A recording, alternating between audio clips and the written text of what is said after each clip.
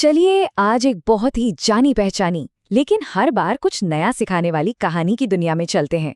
एक ऐसी कहानी जो हमें जिंदगी का एक बहुत जरूरी सबक सिखाती है।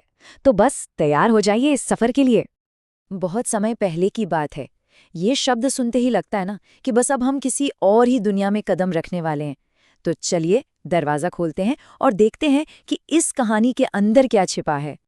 देखिए, हर कहानी की अपनी एक जगह होती है, एक दुनिया होती है। हमारी कहानी की दुनिया है एक बहुत ही घना जंगल। इतना घना कि सूरज की किरणें भी जमीन तक आने के लिए तरस जाती थीं।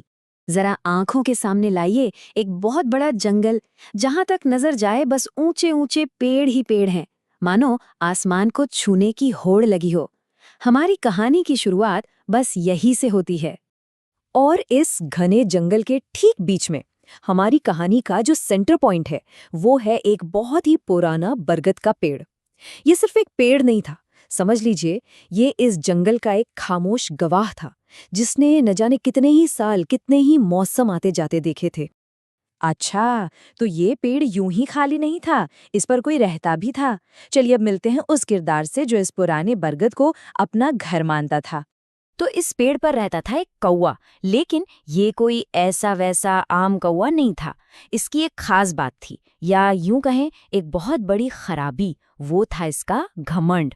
अरे, खुद को पता नहीं क्या समझता था। और हाँ, उसके इस घमंड की एक वजह भी थी। कोई तो एक चीज थी जिस पर उसे इतना गुरूर था कि बस पूछिए मत। एक ऐसी खूबी जिसे वो अपनी सबसे बड़ी ताकत समझ बैठा था। वो चीज थी उसकी उड़ान।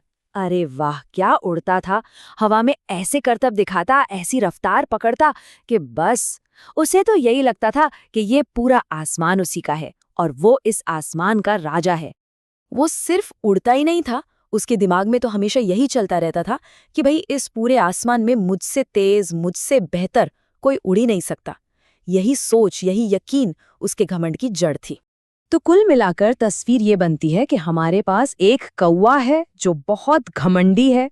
उसकी सबसे बड़ी दौलत क्या है? उसकी उड़ान। और उसका सबसे बड़ा विश्वास कि वही सबसे बेस्ट है। उसकी दुनिया में उसकी टक्कर का कोई था ही नहीं। और यहीं आकर ये कहानी हमें एक बहुत बड़े सवाल के सामने खड़ा कर देती है कि क्या घमंड ही सबसे बड़ी ताकत होती है?